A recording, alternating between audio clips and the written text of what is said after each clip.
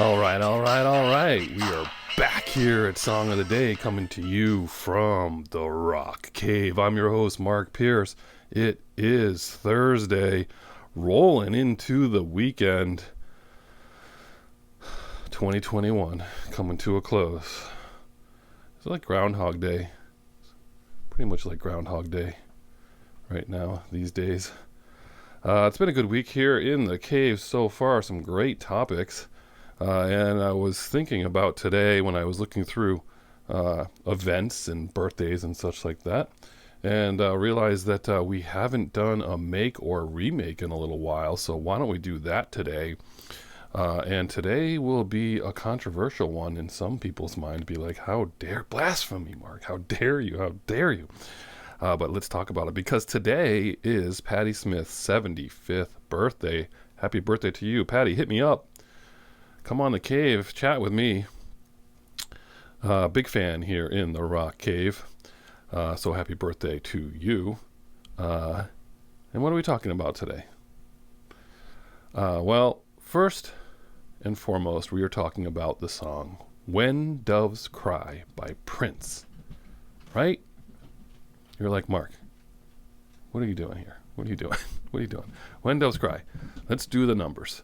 The number one song of all of 1984, 5 weeks at number one that summer, keeping Bruce Springsteen out of the number one slot, with Dancing in the Dark at number two, keeping him from his first and only number one. He just didn't do it.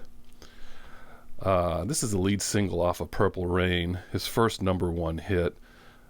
We all know the story if you're a certain age of this song, the importance of this record, how huge this record was. I don't need to go into all that.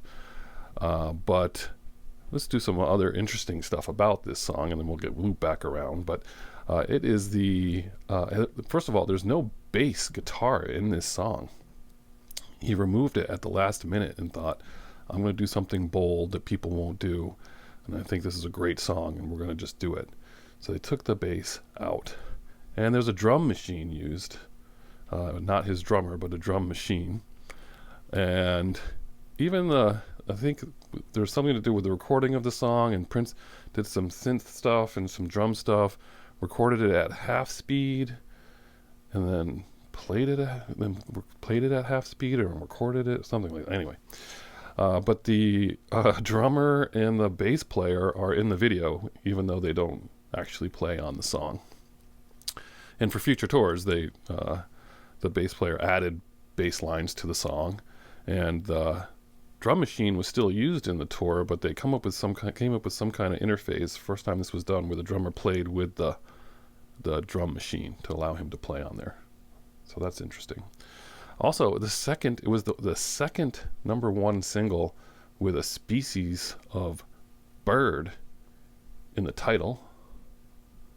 The first being Fly, Robin, Fly, 1975, that disco hit.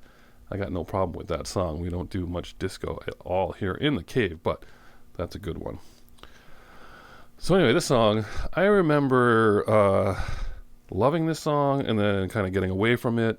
And then later in the 90s, early 90s, just falling in love with it all over again. The beginning, the song, just everything about it. And I remember just playing it constantly. And to this day, just a great song. I mean, you can't really compete with this, can you? It's just that good. It's my favorite song on that album for the most part, and it's just good stuff. You shouldn't be able to touch it, right? All right, so then what happens? Patti Smith. You guys know Patti Smith, right? She co-wrote Because the Night with Bruce Springsteen, one of her biggest hits. Her debut album, Horses, got rave reviews, didn't chart high, but in the end is considered one of the greatest albums of all time. She's got a huge body of work, just as far as shows and songs and everything else. We were lucky enough to see her. My wife and I saw her a few years ago in concert, and it was so good. Just even a few years ago, it was one of the best concerts we'd ever seen. We didn't necessarily have to know all the songs that she sang, but when she did, it was just so good. So if you ever get a chance to see Patti Smith in concert, and you're just a fan of music in general, you just go see her. It was awesome. Really, really good. So, in 2002, she put out a 2-disc retrospective of her work called Land. Covers the years 1975 to 2002. And on this compilation is her version of When Doves Cry. And it's really good. Different tempo, different arrangement. I fell in love with this the minute I heard it. In general, I always thought I was someone who was not a big fan of remakes, but then again, that's because we like the versions of the songs that we heard that were our generation, right? So when we hear something now, you know, we don't necessarily, there are few and far between that we love. But then again, so many of the ones that we loved when we were in high school were already remakes, and sometimes you don't even know that till later. I mean, we knew that Motley Crue was doing a remake of Smokin' in the Boys' Room, but that Brownsville Station song, but we thought Motley Crue's was better, right? And that's just one example. So many songs were actual remakes. So the people from the 1960s or 50s even, did they like their version better? And they were like, what are they doing? What is Bananarama doing to my song Venus? That kind of thing, right?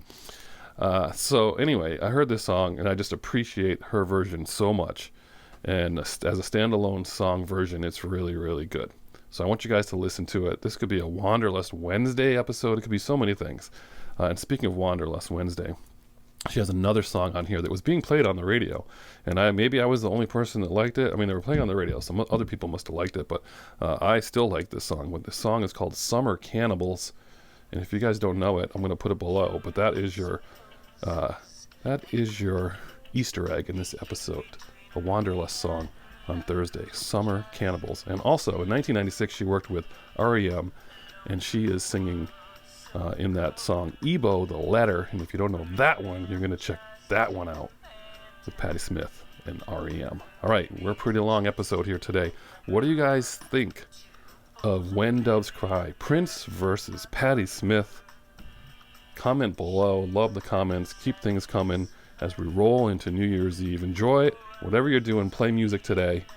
And as usual, I'll catch you on the flip side.